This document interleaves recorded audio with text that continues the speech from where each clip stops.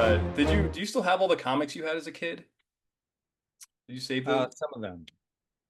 Your Batman Um, comics and stuff? yeah, there are some that I kept, some that I sold, regrettably. Hmm.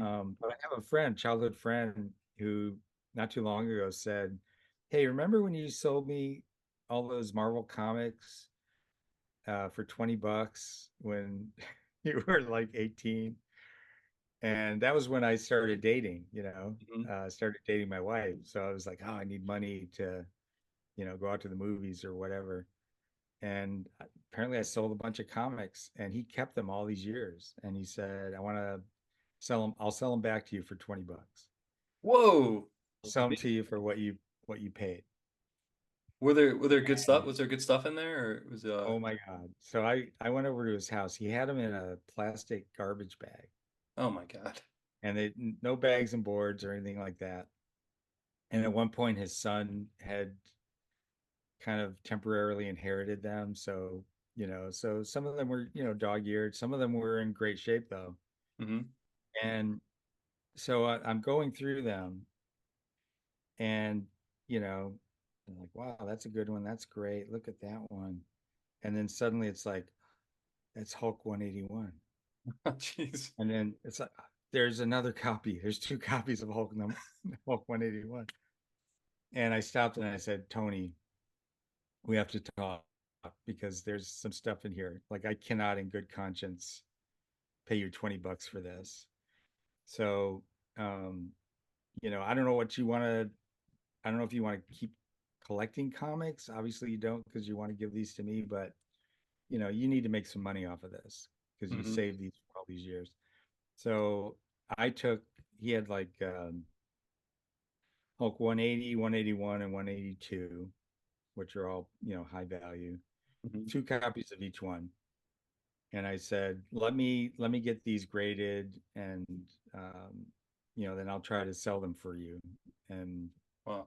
you know, and, I'll keep the stuff that's not as valuable, but I want you to get money for the stuff that you have that's, you know, I don't want to be that guy, Hmm. who's just like, ooh, he doesn't know what he has. Yeah, yeah, yeah. I'm going to take advantage of this. Yeah. Well, why did you buy two copies of those as a kid? I don't think I did. I think I bought a copy and he bought a copy of each one of those Oh, because okay. there were a lot of doubles Yeah. of things. And so I think it was like we had concurrent collections going. And Hmm. then when I sold him a lot of what I had, I was a DC kid. Hmm. So a lot of what I kept was DC. And I kept some Marvel, but like I wasn't a Hulk fan, Yeah. so there was no reason for me to really keep that. Like I would keep the Spider-Mans and the Captain Americas, but and that was the stuff he didn't really have much of. Why did you like DC over Marvel? Uh, Mainly because when I got into comics, it was because of Batman, because of the TV show. Uh-huh. And my dad took me to a bookstore. It was like a little family corner bookshop. And they didn't carry Marvel. Uh, Weirdly, they had a couple of spinner racks and they had Archie and they had Harvey, Charlton. I mean, they had pretty much everything, but they didn't carry Marvel. So a lot of DC, and that was what I bought. And it wasn't until I was about 13 or 14, my sister had this friend who came over to the house and she brought this stack of comic books. And she said, my brother was getting rid of these and I thought you might like them. And I was like, oh, great, new comics. So I look at them and I'm going through and they're all Marvel. It's all mostly Thor and Iron Man. huh. And I was just like, I don't know what this stuff is. I mean, I saw the Marvel cartoons on TV, Hmm. but that was about it. I didn't really know what Marvel comics were. And so I just kind of sat them on my dresser in my bedroom and I didn't look at them for a long time. And then one day we had a rainstorm. And so I was stuck inside and I didn't have anything to do. I was bored and I was like, I might as well read some of these Marvel comics. And at that age, I was like the perfect age to discover them. Hmm. So picked one up and I read it and I was like, wow, this is great. You know, where's the next one? You Yeah, know, yeah. because they're continued. Where's the one that comes after this? Um, and some were missing, you know, so I had to go on a hunt to find the stories that the chapters that I didn't have. Hmm. And then it became like a hunt. You know, I would hear about this kid who had some comics and I would ride my bike over to his house, didn't know him, you know, but I'd knock on the door and say, hey, you know, so and so told me you've got some comics. Do you want to trade?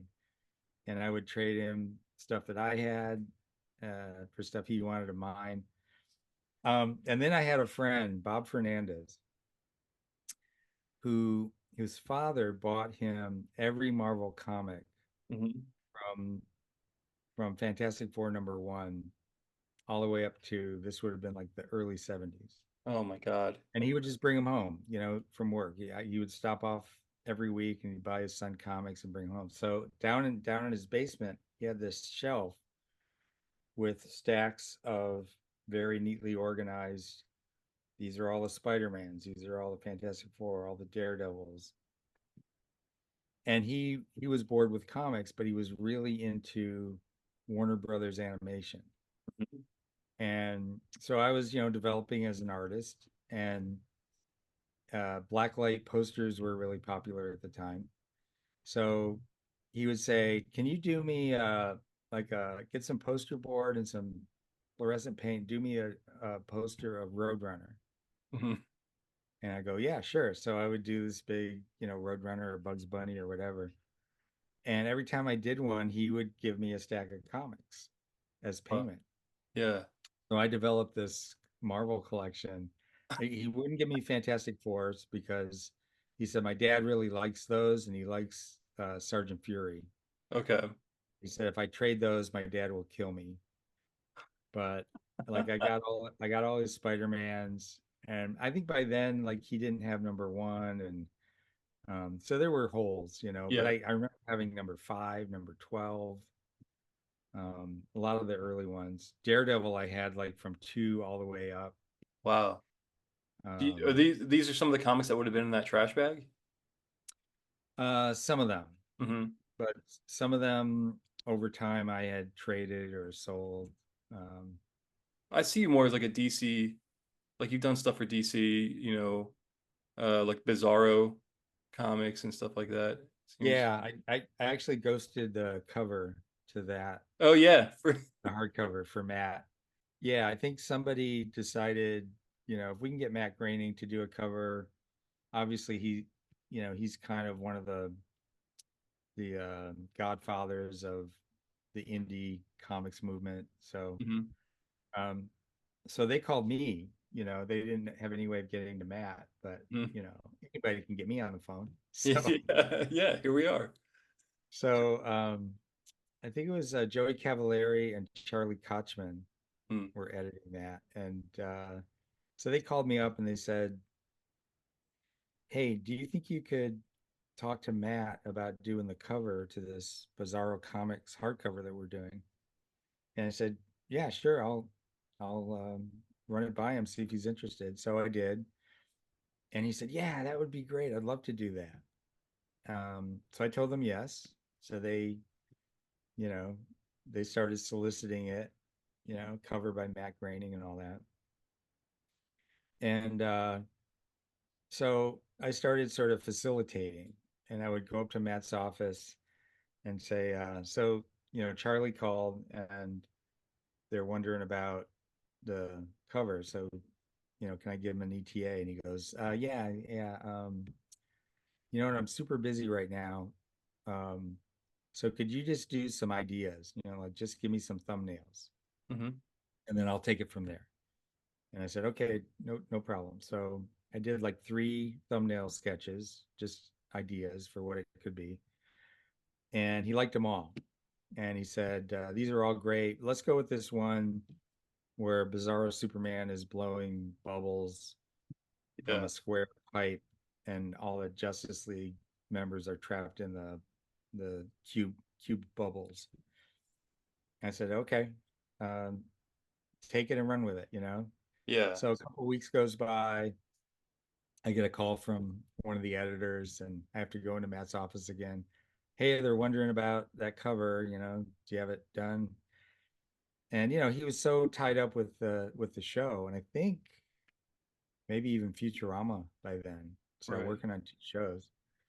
And he said, "Can you just pencil it, and then I'll screw it up with my inking, and I'll make it look like me. Like you don't have to worry about trying to draw too much like me. Just draw it, and then I'll mess it up. You know, I'll do my thing." And I said, "Okay, great." So I did a tight pencil on it, gave it to him. More time goes by, and I have to go to his office and pester him again. Mhm. And finally, he just said, "Can you just ink it? I'm really sorry. I just don't have time for it. I really wanted to do it, but I just don't have time." Uh-huh. So, you know, he gave his thumbs up, he gave his approval, Yeah. but you know, I've ghosted artists um, like Matt my whole career, and it's there's a long tradition. Frank Frazetta did it for Al Cap, and Hmm. you know, a lot of look at Dick Sprang and Shelley Moldoff for Bob Kane. So, um, you know, I don't have any problem with that. I think it's kind of fun to. Hmm. What I was wondering about, like, the what happened? How did you go from drawing car manuals to California working in like an ad agency? How does that happen? Are you sending like a resume out, or did you get word that they were hiring or something?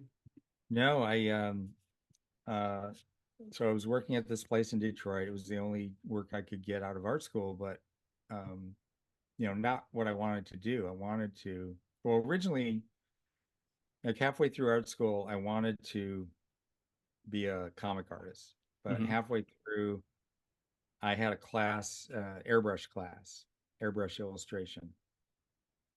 And I was already kind of nervous about going to New York because back then that's where you had to go to get your start as a comic artist. Mm. You couldn't, there was no internet, there was no FedEx.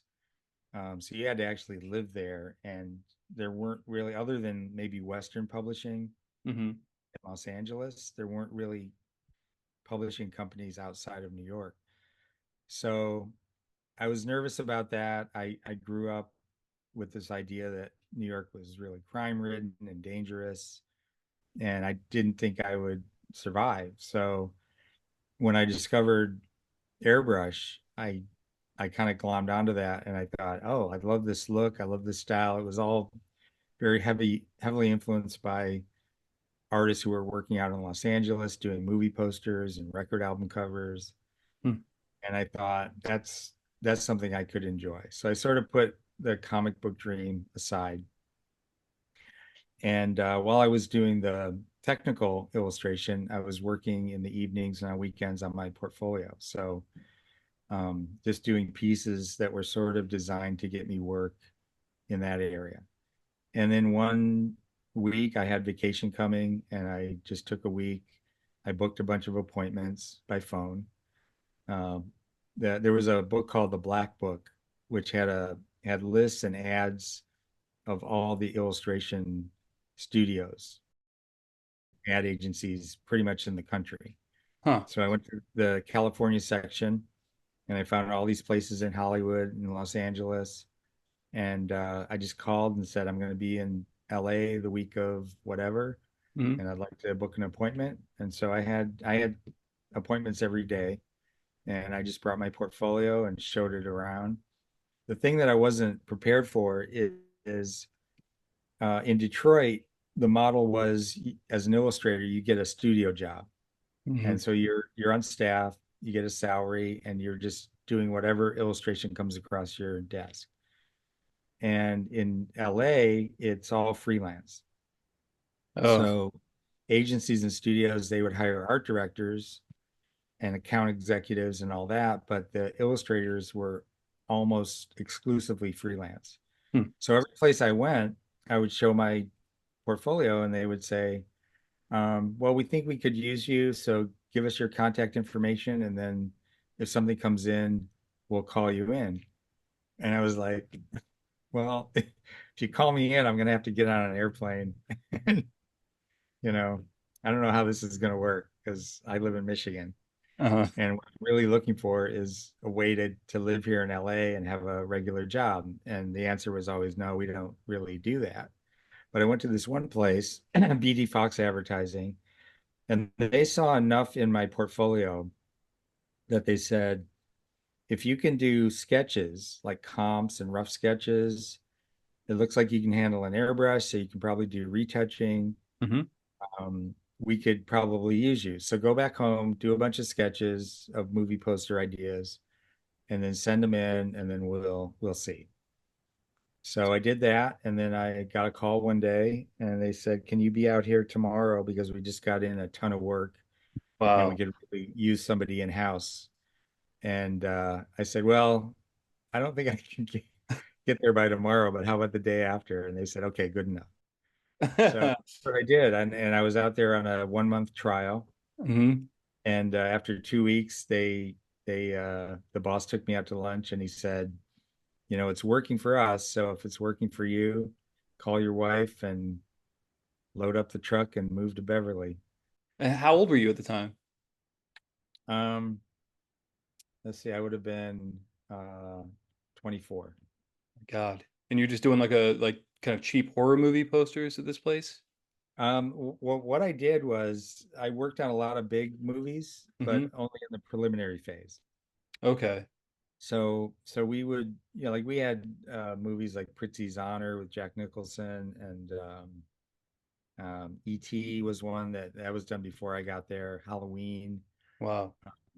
so they did a lot of big movies, but they also took in the low budget stuff, Hmm. and they discovered that I could work on the big movies doing just sketches and rough comps, and then if one of my designs was chosen, it would go to a more seasoned illustrator to do the Okay. finish. But if they got in like a direct to video movie, or a low budget drive-in kind of movie, what they called drive-in movies back then, they realized we can really save a lot of money by letting Bill do it, because the freelancers are going to charge us the same as they would for a big movie. Yeah. Um, but throw it to Bill. He's just making an hourly rate, and we can save a lot of money, make a lot of money.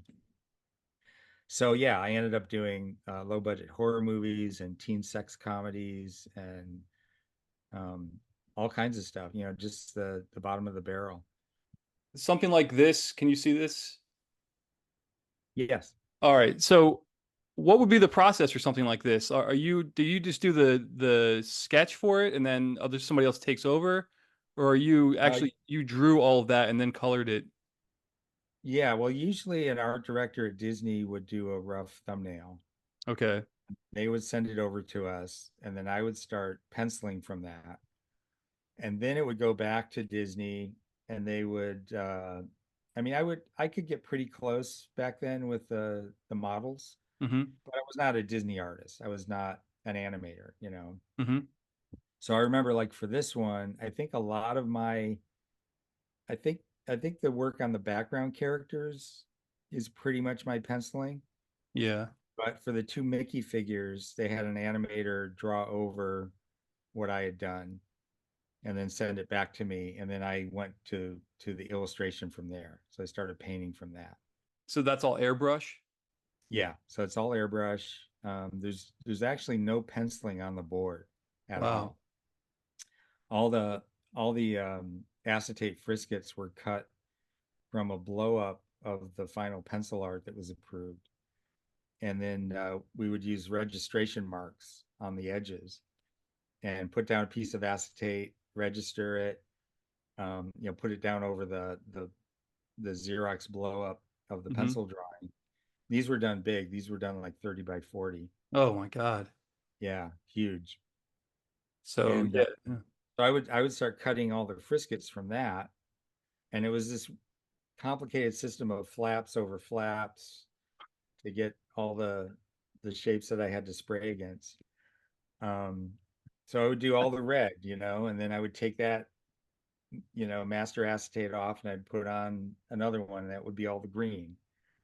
And so it was the I probably spent more time cutting Friscuits than actually painting, because once the Friscuits were done, everything was kind of mapped out, and Yeah. uh, and I could get to the actual painting pretty easily. And this is before computers, so they would have just photographed the final piece? Yeah, they would this would go to a photographic, what do they call them?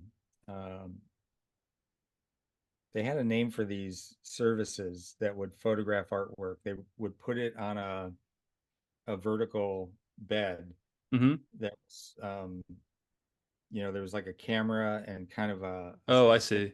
slid forward and back. Hmm. So they would put it on there, they would get it in focus, and then they would photograph it and they would do a master transparency. So it would be this color transparency that all the film was struck from for the That's an print. enormous amount of work for Yeah. a poster. And now you could just do that all on the computer. Yeah. Wouldn't take It's very totally long. different now. Yeah. You could probably do it like in one working day if you're really quick. Do and you had some help, but that's pretty amazing. And then and you can still airbrush like this. If somebody Yeah. whipped out an airbrush, you could do it. Yeah, I've got an airbrush set up in the back there in my studio. And I still, I don't do it a lot, but I do it occasionally. Can I ask you about one more of your posters to see if you Sure. tell me uh you did this, right? Yes. So Okay. this one I did at BD Fox. Okay. And So this and was prior to the Disney stuff. what would your contributions have been to a poster like this? So an art director, Rob Bureau, I believe, was the art director on this, and he worked in-house at BD Fox. And I remember watching a rough cut of the film with him, and then it was my job to do a bunch of rough sketches that they would show the producer and the director of the film, Hmm. and then they would settle on an idea based on the rough, and then, like I said, normally it would go to a more seasoned illustrator. But I'd been at the company, I think, almost 3 years by the time I did this one. So they felt, I was good enough to do kind of a bigger, more visible poster, Hmm. for a bigger film. And so it came to me, and they said, okay, take this is the idea they chose, so take it and run with it. And I remember photographing my own hand, and I've always been a big fan of Bernie Wrightson. Oh yeah. So I remember just thinking, okay, what would Bernie do if he had this assignment? Like I don't know, I didn't know that much about anatomy and bone structure, and like what's under all this Hmm. stuff. But I thought, well, if it's a torn off hand that's decaying, there'd be some bone sticking out and a bunch of veins, and you'd see some, areas where the skin's pulled away and the knuckles are busting through and stuff like that. And I just kind of went for it. And Is this painted? yeah, it's all painted. So Wow. like all that work on the side of the house, that Hmm. clapboard, that's all dry brush. Oh yeah. Um, and then some of the like I did an airbrush painting of the hand, but then it's kind of like, well, it's too smooth, like it's too perfect. So I gotta go in there with a brush and give it some more texture. Okay. So I did that. I remember for the doorbell, I used a sponge to get, so I kind of gave it a basic Hmm. undercoat, and then I took a sponge and I started giving it that kind of rusted, oxidized texture, Hmm. and then sprayed a little bit over that. And so it was kind of a process. There's a little plate on the side of the doorbell that says Morrison Manufacturing, Oh. and that was my way of signing it. How big was the original piece? This is huge. This is one of those 30 by 40 illustrations. A friend of mine owns this now. He owns the original. Friend of mine who's a cartoonist that collects movie posters. Oh, okay. So did he get it from you, or did he have to find it from a collector? He bought it from me. Wow, okay, you got to keep all of your work from that? I didn't keep everything, but when I left BD Fox, um, it wasn't immediately, but at one point I got a call from somebody there, and they said Brian wants to give you some of your paintings back because Hmm. I think they were going through the storage and they were just trying to weed stuff out. And so Brian Fox, who owned the company, said, "Yeah, send those back to Bill." So I got that one. I got one for a movie called Blood Diner. Hmm. Um, there was a movie with John Schneider from Dukes of Hazzard called Cocaine Wars, and I have that one. I still have that one. But so Matt Groening would have been working for the same company at the time? Well, he was doing freelance work for BD Fox, writing copy for the posters. I always say our first collaboration was on the poster for Blood Diner Yeah. because Matt wrote the copy line and I did the illustration. So we didn't really work together, Yeah. but it's the first thing that's got both of us, working on it. And the image was this diner out in the middle of the woods, creepy woods, Hmm. and it's got a big neon sign out front, and the sign has like a hand with a butcher knife, and it says Blood Diner. And so Matt's line was, "First they greet you, then they eat you." Oh my God. That's great. That's great. What, so jumping into like Bongo Comics and that whole period, how much input did he have in that? Like basically he started it and then my understanding is he kind of handed it over to you and Steve Vance to run it for a while and then Well, to some extent, although Matt still really stayed involved. okay. He gave us a lot of latitude Hmm. to make decisions, but um, a lot of people don't know that Matt retained all of his publishing rights to The Simpsons. So even though Fox owns it, he Yeah. owns the publishing rights and can do whatever he wants. So we never had to get permission from Fox to do anything or get approvals from them. Um, so he was the publisher, and Bongo was always more like a creator-owned publishing company than a lot of people refer to it as a licensed comic, but they were never licensed comics because the creator owned the rights. Um, I mean, like I said before, he was super busy Hmm. working on the TV shows, but um, he always looked at everything we did and gave it his approval. There were some times when he wasn't around, so he wasn't able to see things before they went to print. He was almost always complimentary and happy with what we did.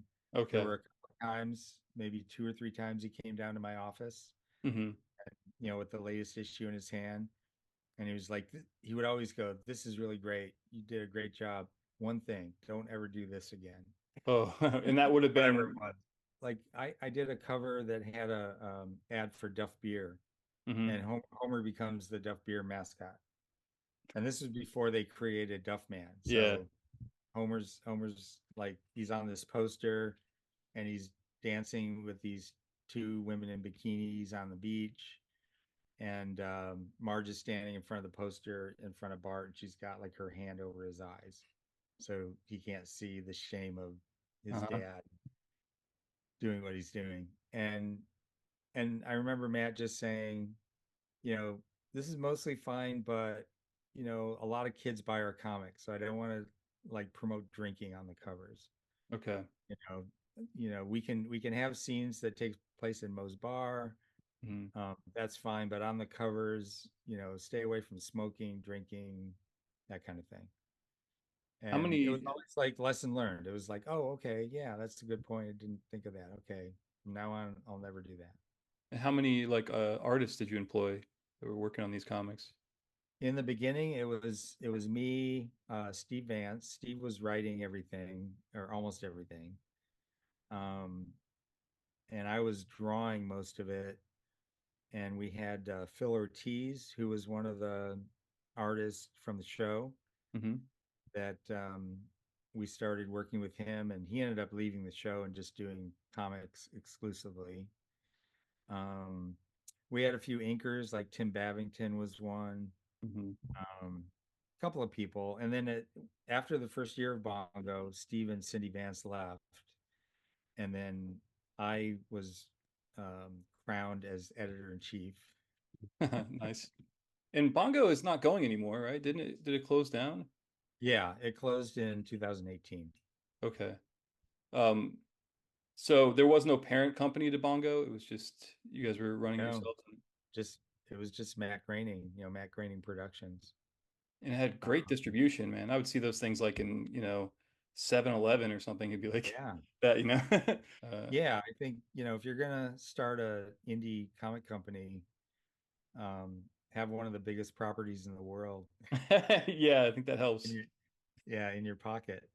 But yeah, I mean, obviously, all the newsstand distribution, everybody wanted us, um, and then the direct market. We were, uh, yeah. I mean, thanks to the Simpsons, we were probably like the biggest little comic company in the world. Were you being nominated for Eisner's back then for the Yeah, series? we got nominated and won for Simpsons Comics #1. Oh, wow. Yeah. Um, so 1994, Hmm. the Eisner Awards, we were nominated for Best Short Story for The Amazing Colossal Homer in Simpsons Comics #1. And the competition was extremely stiff, and Hmm.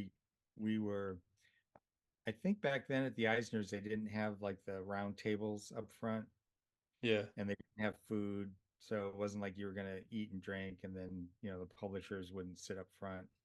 So we just showed up and took a seat wherever we could find one. So we were way in the back. And I remember them announcing us as the winner. It was me and Steve and Cindy Vance. Matt wasn't there. And it took us so long to get to the front. They called our name like three times. And I remember like we started running up the aisle, and Cindy's like, "We're here, we're here." And so how many years did The Simpsons kind of take over your life? Because you were also doing all the merchandise work Yeah, and I started in 1990, Mhm. about a month after the show went on the air, the primetime half-hour show. So not Mhm. not the Tracy Ullman years, but um, yeah, I got one of the art directors that I worked with at BD Fox was very good friends with Matt, and she called me one day, and I was working at the Willardson studio, so I was doing the Disney stuff. And she called me one day in February of 1990, and The Simpsons was so new that you could say something like, I don't know if you've heard of The Simpsons, but you know, that kind of thing. Uh-huh. And that was what she led with. She said, you remember Matt Groening? And I said, yeah, of course. And she said, well, Matt's got a new show called The Simpsons. I don't know if you've seen it. And I said, oh yeah, of course. I love it. It's great. I'm a big fan. And I think there had only been like maybe 3 episodes plus that Christmas special Yeah. from the December before. Um, but she said, Matt's put me in charge of all the merchandise art. So I have to find artists to work on. There's like going to be a whole flood of Simpsons merchandise coming out, and we don't have enough artists to work on everything. So, I don't know if you can do freelance, but if you can, I know she said, I remember that you were into comics and cartoons. Hmm. So I thought you might be a good person to tap for this. And so I went over to her studio, and she gave me kind of a quick tutorial on how to draw the characters, Hmm. and gave me my first couple of assignments. And from that point on, I was just like, for about 6 months, I was freelancing, um, you know, evenings, weekends, whatever spare time I had away from doing the Disney stuff to, just get a bunch of Simpson stuff out there. And eventually Fox took notice, and they liked the stuff I was doing. And they were actually looking for somebody to help Millie with her job. Hmm. She's doing all the approvals. Hmm. So whenever a licensee would submit their designs for whatever merchandise that they were doing, she had to give notes on that. Um, characters are off model, or we got to get one of our people to redraw this. Um, you can't have the character holding a Butterfinger bar and saying, nobody better lay a finger on my Butterfinger. That actually you could do because that got grandfathered in. Yeah, okay. But after that, Matt didn't like it. And he said, from now on, you can have a character stay, you can have them holding the product, but if they're saying anything, it has to be generic. Like, I love candy, man. Okay, yeah, Like, I can't specifically say something about the product. yeah. Yeah. Um, so that became like the rule. And so, you need somebody in place to make those decisions and give those notes. So they hired me to spend part of my time drawing the characters and overseeing other artists that were Mm. drawing them, and then part of my time learning Millie's job so that I could help her with all the workload. Yeah. So how many, you don't have to go into names, but like, did you have a artist that you had to let go because their drawings were too off model? Um, I never did. Okay. Like in the Um, comics or anything, you wouldn't no, like I this I is would just do draw overs. So if things were okay. off model, I would, get out my red pen and I would just put everything on model. Hmm. And then if it came back and it was still not right or not close enough, then I would just repencil certain things, repencil heads, kind of like the way Kurt Swan used to repencil Jack Kirby heads Yeah, over yeah, to DC. yeah. Yeah, so I was that guy. And then you're doing all that stuff. Are you so you start like aching to do your own tell your own stories, right? And that's what I assume, and that's how Roswell comes about. Is that you're just like, Yeah, but weirdly, I wasn't. I never, even though I was writing, at that point, and I was having fun writing, I was really enjoying it and actually starting to think of myself as a writer. I didn't, I don't think I really thought beyond writing The Simpsons or writing existing characters. I didn't hmm, think in terms of creating my own characters, unless I was creating characters within a property. But it was Matt. It was Matt saying to me and a couple of other people at Bongo, "Hey, listen, if you have an idea for something that you want to do, um, let me know. Pitch it to me, and if it looks like something that would be good for Bongo, then we'll do it." wow. And it took a while. Um, I mean, he said that early on, and I think it took me about 2 years Hmm. to come up with something. But once that offer is out there, it's it it's like this voice in the back of your mind going, "Hey, that was a really generous offer. You should do something with that." Yeah. And then my response is like, "Yeah, but what? I have no idea. Like, what can I come up with? I don't know what to do." But it was always there. It was always kind of nagging at me. And probably around like 1995, I was reading a book on the Roswell UFO crash. And it's just a paperback book. It was something I found interesting. And back then, not a lot of people had heard about it. It Okay. wasn't like X Files didn't exist yet. Yeah. So it wasn't one of those things that was in the zeitgeist. Hmm.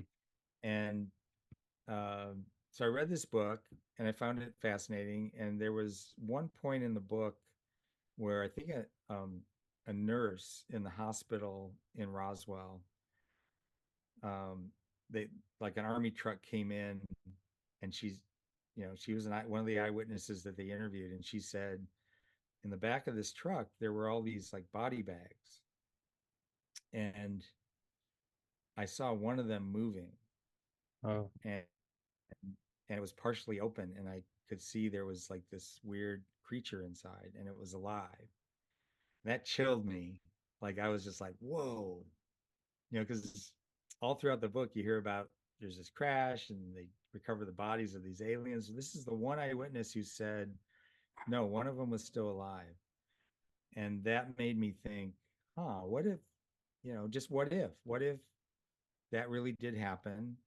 What if there was an alien who survived and is stranded on Earth? And I started thinking about the aliens not as creatures, but as people. Mhm. And I thought, well, what would this alien's life be like on its home planet? You know, maybe it had a wife and kids and a job, like a dead end job, and but now it misses all that. You know, like it had this humdrum life, and and he like wanted adventure, and then once he gets it, and he's stranded on this strange planet where he doesn't understand anything. Mhm. Now all he wants to do is get back to his life and his family, and that was it. That was, you know, once I just started going down that road of what if after reading that book, um, it all came together. And then, you know, I did some drawings and put together kind of a pitch and went to Matt, and he said, "Great, I love it. Let's make it a book." And for it was running in the back of Simpsons, right? In the back of a Simpsons comic at first. yeah, and it was always planned to be its own series. Hmm.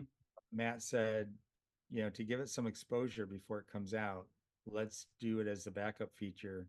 Hmm. So like write an issue, but break it into 4 chapters, and then we'll have it in 4 consecutive issues of The Simpsons as a backstory, and then people will see it, they'll know what it is, and then you can launch your first issue. Yeah, but how are you doing that when you have all these other like responsibilities? How are you balancing taking care of the Simpsons comics and then I've got to It do my was tough. own? Yeah, I don't know how I couldn't do that. That's seems impossible. Well, I had at that time I had an editorial assistant, and because the workload was getting kind of intense, Hmm. and not only, you know, am I doing um, Simpsons comics, but we were starting to add. We were doing more. See, I don't think we hadn't done Futurama yet. That hadn't happened. Radioactive Man, were you doing at the time? Yeah, we resurrected Radioactive Man. I don't remember exactly the timeline, but I just remember like I had a lot on my Hmm. plate, and to try to write and draw this ongoing series was tough. And they gave me an editorial assistant who um, wanted to be a writer, and so he's actually the person that discovered Ian Boothby and James Lloyd. Oh, I okay. think I think he connected with them at Ape one year, Hmm. and so they were sending him scripts, and then this this young fellow's name was Scott M. Gimple, who went on to become the showrunner of The Walking Dead. Oh, nice. Yeah, Wow. Good for him. he's currently in charge of the entire franchise. Oh, jeez. That's a Yeah, good gig. yeah. He so he was my assistant, and you know, he would read all the scripts, and he'd say, "Hey, you should check this one out. Hmm. Like, I know you don't have time to read this whole pile, but this one rose to the top. So read this. This is Ian Boothby. Um, you know, look at these sketches. This is James Lloyd." So he would help me kind of focus. Hmm. And he also was really good at keeping me on schedule. So he I remember he got this big whiteboard, and he like made a calendar for me, Well, and he would write he'd do these little funny cartoons, and you know, to remind me that things are due in 2 weeks. And yeah, so he was great. um and yeah, he was went on from Bongo to pitch his own show. He worked on a show called Pepper Ann at Disney, oh yeah, I remember that. and then he pitched his own show called Fillmore. Hmm. And then he worked with me on Heroes Anonymous, which was another creator-owned book that I did. So yeah, he kind of quickly rose up through the ranks as a writer, and once he got on Walking Dead, I think within a year he was the showrunner. Yeah, that's incredible. Yeah, Well, so was Roswell a monthly book? it was intended to be bi-monthly originally, um, and I know I didn't stick to that schedule, um, so they, they cut me a lot of slack. Even as much as Scott kept me on schedule with the Simpsons stuff, Roswell tended to fall behind. Hmm. So I did 6 issues, and that was over the course of a couple of years. Okay. Yeah. And then you just said, okay, this is where it ends. Well, the reason it ended was because of Futurama. Oh, So okay. so Matt called me into his office one day and he said, I'm working on this idea for a new show, and I want you to help me do some visual development for it. So I worked at his studio after hours and with a couple of other artists and helped him develop pitch art. Mhm. And then he pitched it to Fox, and I kind of went back to just my normal Bongo duties. But then once the show was sold to Fox, and they hired an animation studio, Rough Draft, and they hired a casting agent, and they hired a writing staff. Fox put them in this building in Los Angeles and gave them like the whole floor of a building. And Matt said, I'd really like to have Bongo, there with me as part of this deal because I don't want to have to drive across town every time I have to do a meeting with Bongo. So they said, okay, we've got room for that. So they suddenly Bongo moved to this Fox building. And at that point, I was the producers knew that I had been involved in the development of the Mhm. show. So they kept coming to me for artwork while they were working on the pilot, and they would come down and just say, we need like a sheet of ray guns. Can you just like do a whole, you Yeah. know, or we need some spaceships. We need, or celebrity heads in jars, for Yeah, the that's right. museum, stuff like that. And it got to be so much because I'm doing my Bongo work, and then you know, it was kind of like building up that I was doing more and more work on the pilot for Futurama. That it got to the point where I went to one of the producers and I said, I'm having a really good time working on Futurama, but I'm not really working on Futurama, if you know what I mean. So I'd kind of like to be official. And they said, yeah, absolutely, yep, you're right, absolutely. Um, Sorry, we've been so busy, we didn't even think about it, but yes, we're gonna give you a position, we're gonna give you a salary. And so at that point, I was officially on board. So for the first 4 years of Futurama, I was um, I was the art director on the show, and then I was also still editing Bongo.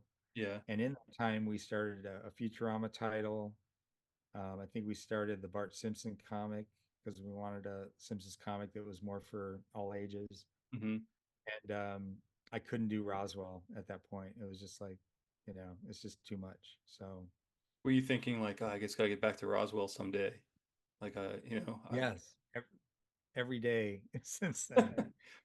Um, and uh, I want to say oddly to me, but also like I'm really grateful to fans who remember it.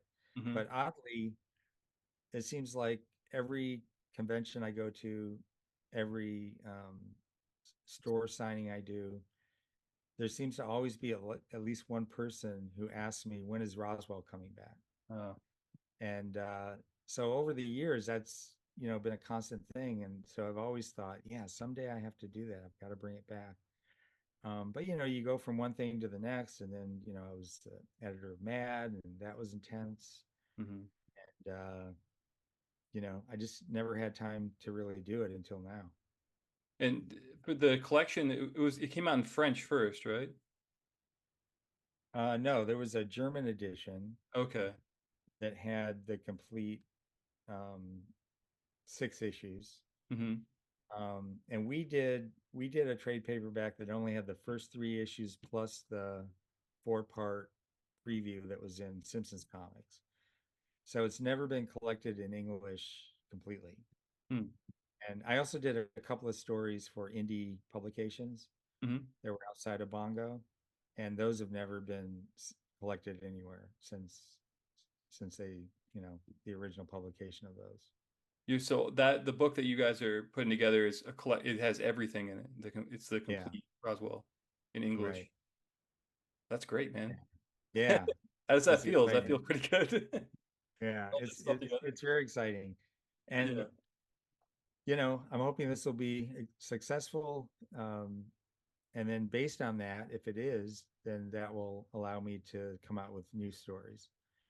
And I've been writing new stuff over the years, Okay. um, with this in mind, but I just never had the opportunity to put anything out there. So I've got stories in the pipeline, and like I said, if this is successful, then I'll start drawing those up, and we'll have a new ongoing series.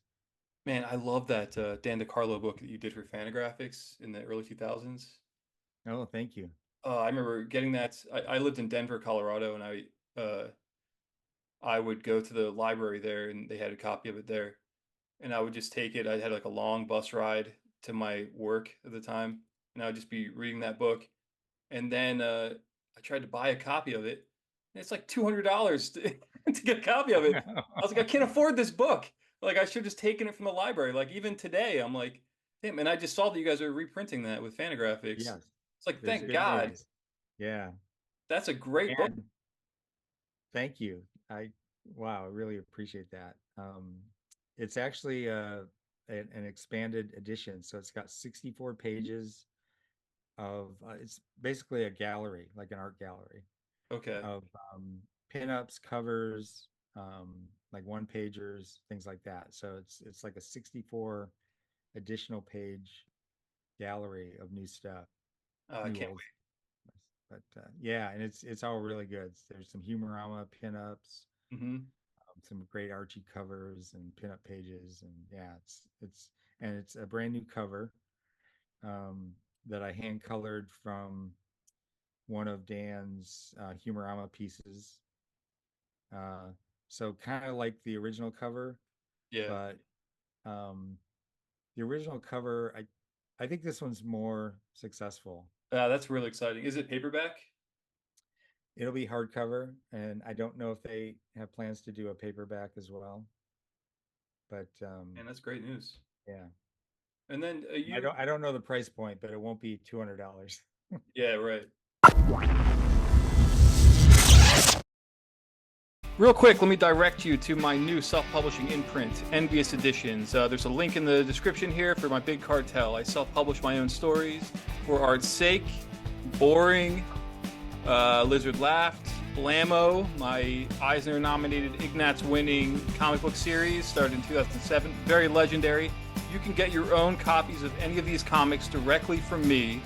Hit that link, and I will send them to you. You won't find these in stores. I don't distribute these in stores. Just through my big cartel. Hit the link. Thank you very much.